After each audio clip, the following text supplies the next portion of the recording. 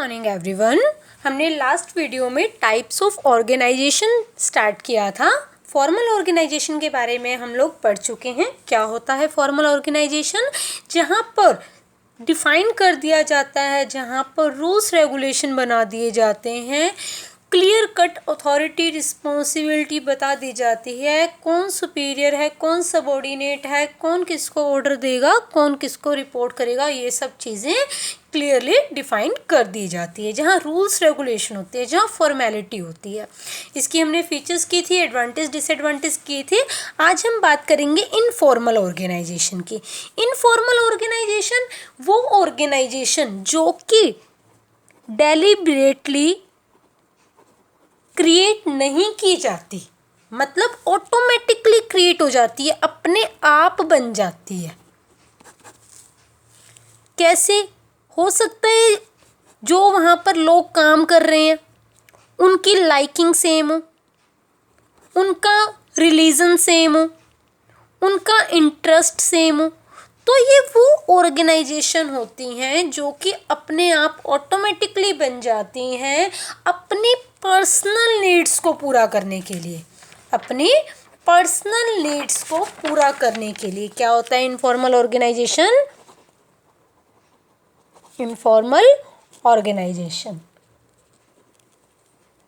It refers to natural grouping of people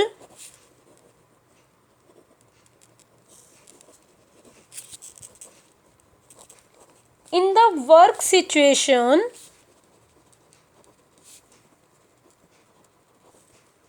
to meet personal need, कि जहाँ पर लोगों का ग्रुप बन रहा है नेचुरली, ऑटोमेटिकली, कहाँ पर? वर्क सिचुएशन में, मतलब जहाँ पर वो लोग वर्क करते हैं वहाँ पर जब उनका ऑटोमेटिकली नेचुरली कोई ग्रुप बन जाता है, वो किस लिए? उनकी पर्सनल नीड्स को पूरा करने के लिए। अब जो इनफॉर्मल है उसके लिए पहले फॉर्मल ऑर्गेनाइजेशन बनना ज़रूरी है। उसके लिए पहले फॉर्मल ऑर्गेनाइजेशन बनना ज़रूरी है। फॉर्मल ऑर्गेनाइजेशन में हमने क्या कहा था कि हम अलग अलग डिपार्टमेंट्स क्रिएट कर देते हैं, सभी का बता देते हैं किसकी क्या रिस्पॉन्सिबिलिटी है, किसकी क्या ड्यूटी है, अथॉरिटी है, ये सब चीज़ें। जैसे कल हम लोगों ने एग्जाम्पल लिया था कि एक स्कूल के अंदर 3 डिपार्टमेंट्स हैं, आर्ट्स, कॉमर्स और साइंस। आर्ट्स के HOD, कॉमर्स का HOD, साइंस का HOD। यहाँ पे 3 टीचर्स काम कर रहे हैं, ABC, DEF, GHI। अब क्या है कि आर्ट्स का HOD A को ऑर्डर देगा और A HOD को, आर्ट्स के HOD को क्या करेगा? रिपोर्ट करेगा। ये चीज़ें, ये क्या होगी? फॉर्मल। अब हमने कहा इनफॉर्मल, जहाँ पे लोगों का नेचुरल ग्रुप बन जाता है कि सपोज करो ये फीमेल है, B मेल है, C मेल है, D मेल है, E फीमेल है और F भी मेल है। ठीक है। और अब ये देखो, पहले फॉर्मल बना। इनफॉर्मल क्या होता है? जहाँ पे नेचुरल ग्रुपिंग हो जाती है। और यहाँ भी इसी तरह GHI, ये फीमेल है, ये फीमेल है, ये मेल है। अब क्या है, जो यहाँ की फीमेल है इस डिपार्टमेंट की, इस डिपार्टमेंट की और इस डिपार्टमेंट की, 4 फीमेल्स हो गई। इनका क्या बन गया? आपस में ग्रुप बन गया। मतलब है तो ये क्या, एक वर्क प्लेस पे काम कर रहे हैं। इस ऑर्गेनाइजेशन में आने से पहले वो किसी को नहीं जानते। सबसे पहले फॉर्मल ऑर्गेनाइजेशन बना, फॉर्मल बनने के बाद ही इनफॉर्मल बनता है। जैसे क्या है, लंच ब्रेक हुआ, ये सब क्या है, आपस में बैठे हैं, इन चारों का एक ग्रुप बन गया। अब इन चारों का ग्रुप बना है, वो अपनी पर्सनल नीड्स को पूरा कर रहे हैं, अपनी सोशल नीड्स को पूरा कर रहे हैं।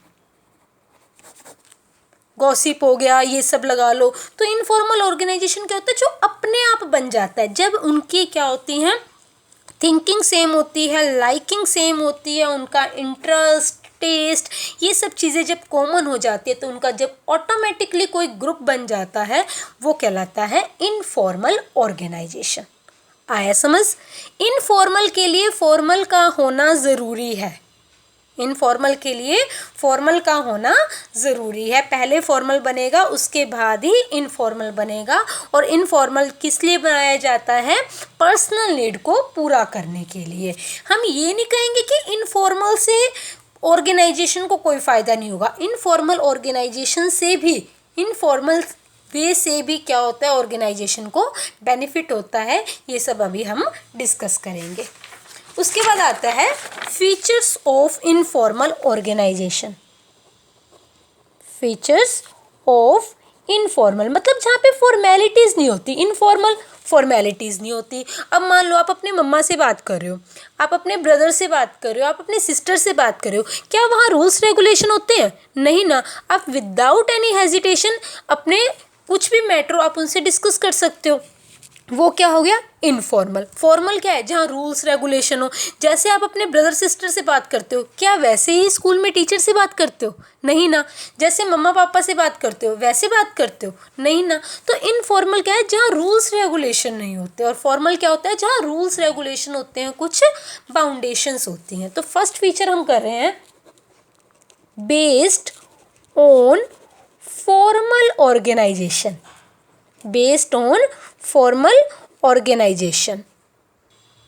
तो जो इनफॉर्मल ऑर्गेनाइजेशन होती है वो किस पर बेस है? फॉर्मल ऑर्गेनाइजेशन में। अभी आप लोगों को बताया इसी कि पहले एक ऑर्गेनाइजेशन में फॉर्मल ऑर्गेनाइजेशन बनाया जाता है, बताया जाता है कौन सुपीरियर है, कौन सबॉर्डिनेट है। उसके बाद जो इनफॉर्मल निकल कर आएगा उसी फॉर्मल से ही निकल कर आएगा। ओके। उसके बाद सेकेंड पॉइंट आता है it has no written rules and regulation. कि फॉर्मल में तो क्या होता है? रूल्स रेगुलेशन होते हैं कि अगर आपको कुछ पूछना है, ये फॉर्मल की बात कर रहे हैं, अगर ए को कुछ पूछना है तो वो अपने एचओडी से पूछेगा, ठीक है, वो इससे बात नहीं कर सकता, ये सब चीज़ें। लेकिन इनफॉर्मल के अंदर क्या है? कोई रूल्स रेगुलेशन नहीं है। अगर इसको कोई दिक्कत आ रही है ये यहाँ से पूछ सकते हैं, ये यहाँ के एचओडी से भी बात कर सकते हैं। मतलब कोई भी रूल्स रेगुलेशन नहीं, आप विदाउट एनी हेजिटेशन कुछ भी डिस्कस कर सकते हो। ऑर्गेनाइजेशन से रिलेटेड भी हो सकता है और अपनी पर्सनल टॉक भी हो सकती है। उसके बाद आता है इंडिपेंडेंट चैनल ऑफ डिस्ट्रीब्यूशन।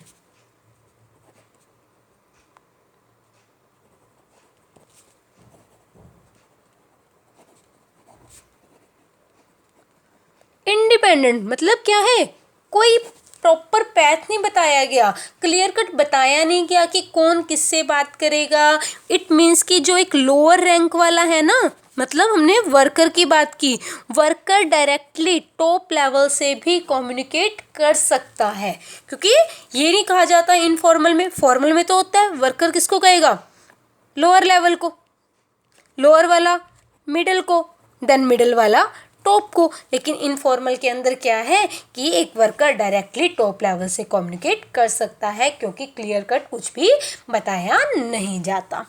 उसके बाद आता है fourth, it is not deliberately created. Formal में तो बताया जाता है कौन सुपीरियर कौन सबॉर्डिनेट ये सब, लेकिन जो इनफॉर्मल ऑर्गेनाइजेशन होता है वो अराइज होता है ड्यू टू म्यूचुअल रिलेशनशिप की वजह से, या फिर उनकी जो भी सेम टेस्ट प्रेफरेंस है उसकी वजह से। फिफ्थ आता है it has no place on organisation chart. It has no place on organisation chart. अब बात आती है कि ऑर्गेनाइजेशन चार्ट क्या होता है। ऑर्गेनाइजेशन चार्ट क्या होता है? जिसमें एक ऑर्गेनाइजेशन में जो डिफरेंट पोस्ट होती हैं, जो डिफरेंट पोस्ट होती है उनमें क्या रिलेशनशिप है वो बताया जाता है। मतलब कौन सुपीरियर है, कौन सबॉर्डिनेट है, कौन किसको ऑर्डर देगा, कौन किसको रिपोर्ट करेगा, कौन किससे बात करेगा, वो चीज़ किस में आ जाती है? ऑर्गेनाइजेशनल चार्ट में, जिसमें क्या बताया जाता है? रिलेशन बताया जाता है डिफरेंट पोस्ट में।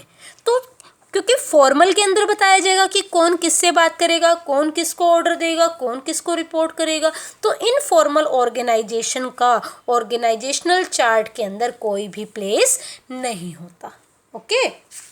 उसके बाद आता है हमारा 6 point, it is personal.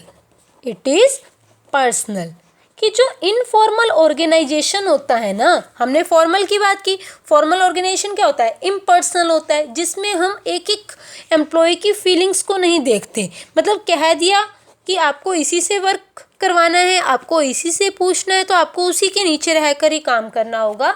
But जो इनफॉर्मल ऑर्गेनाइजेशन होता है उसके अंदर एक एम्प्लॉय की फीलिंग को ध्यान में रखा जाता है और कुछ भी उसके ऊपर थोपा नहीं जाता। लास्ट पॉइंट है 7th, इट लैक्स स्टेबिलिटी, कि इसकी लिमिटेशन क्या है। जो फॉर्मल ऑर्गेनाइजेशन है उसमें आपको ये पता है कि आपका 5 का ग्रुप बना दिया कि आप 5 को मिलकर इस प्रोजेक्ट को करना है, चाहे आपकी बने, कोई डिस्प्यूट हो, कुछ भी हो, आपको उसी ग्रुप में रहकर वर्क करना होगा, ठीक है। लेकिन इनफॉर्मल में क्या है, आपने एक ग्रुप को ज्वाइन किया, उस ग्रुप के साथ आपकी अच्छी बनती है, ठीक है। अब क्या हुआ, किसी वजह से आपका उनसे डिस्प्यूट हो गया, आप क्या करते हो, उस ग्रुप को छोड़ दोगे। अब क्लास में होता है, क्लास में मान लो टीचर ने बोला आपको एक प्रोजेक्ट बनाना है और आप चारों ने मिलकर बनाना है, टीचर ने कह के चले गए। अब तुम चारों की बने ना बने, चाहे मुंह बना के करो, मतलब उस प्रोजेक्ट को कंप्लीट करोगे ना, वो तो हो गया फॉर्मल। लेकिन इनफॉर्मल, तुम्हारा जैसे फ्रेंड्स का ग्रुप होता है, 4 का ग्रुप होगा, 5 का होगा, बने भी होंगे, ऑब्वियस है। अब क्या होता है, कई बार लड़ाई हो जाती है, आप क्या करते हो, उस ग्रुप को छोड़ देते हो, उसके साथ बैठना ही छोड़ देते हो, आप किसी अदर ग्रुप के अंदर चले जाते हो। तो इनफॉर्मल क्या होता है, स्टेबिलिटी नहीं होती। इन केस कोई भी डिस्प्यूट हो गया तो एक पर्सन एक ग्रुप को छोड़कर दूसरे ग्रुप में चला जाता है, ओके। आया समझ, क्या बताया, इनफॉर्मल। इनफॉर्मल ऑर्गेनाइजेशन क्या होता है, जो कि ऑटोमेटिकली नेचुरली बनता है अपनी पर्सनल नीड को पूरा करने के लिए। इनफॉर्मल बनने के लिए पहले फॉर्मल बनना ज़रूरी है। इसके अंदर कोई भी रूल्स रेगुलेशन नहीं होते, आप इनफॉर्मल वे में विदाउट एनी हेजिटेशन अपनी बात रख सकते हो। एक मेंबर किसी भी मेंबर की हेल्प ले सकता है, कोई किसी से भी कम्युनिकेट करे, कुछ प्रॉपर बताया नहीं जाता, जानबूझकर क्रिएट नहीं किया जाता, ऑटोमेटिकली क्रिएट हो जाता है। अगर उनका जो भी है अच्छे रिलेशन है, टेस्ट बढ़िया है, टेस्ट सेम है, सेम रिलीजन के हैं, कि मान लो 2 हैं, दोनों ही सिख फैमिली के हैं, तो उनकी आपस में अच्छी बॉन्डिंग हो जाएगी। जब हम एक ही फैमिली की, एक ही कास्ट से बिलोंग करते हैं तो हमारी बॉन्डिंग हो जाती है ना। जैसे आप लोगों ने देखा होगा मोस्टली क्लास के अंदर, अगर जो सरदारों के हैं, सिख के हैं, उनकी सिख वालों के साथ ज़्यादा अटैचमेंट होती है। मैं ये नहीं कह रही, मतलब कास्ट को लेकर नहीं है, लेकिन क्या होता है कि जो सेम कास्ट के होते हैं, सेम टेस्ट, जब हमारी लाइकिंग सेम होती है तो हम अपना ही एक ग्रुप बना लेते हैं। It has no place on organisational chart. Organisational chart में फॉर्मल को बताया जाता है, डिफरेंट पोस्ट में रिलेशन बताया जाता है, बट इनफॉर्मल का कोई भी प्लेस नहीं होता। और इसमें क्या होता है, पर्सनल फीलिंग को कंसीडर किया जाता है। और इट लैक स्टेबिलिटी, क्यों, इन केस अगर मान लो एक ग्रुप की नहीं बन रही, आज वो किसी और ग्रुप में है, कल वो किसी और ग्रुप में चला जाएगा, तो ये है इसका एक पॉइंट। इसकी लिमिटेशन भी कह सकते हो कि इनफॉर्मल जो ऑर्गेनाइजेशन है वो जो है ज़्यादा टाइम तक स्टेबल नहीं रहता। आया समझ। जो हमारी नेक्स्ट वीडियो होगी उसमें हम एडवांटेज और डिसएडवांटेज पढ़ेंगे इनफॉर्मल ऑर्गेनाइजेशन की। Thank you, have a nice day.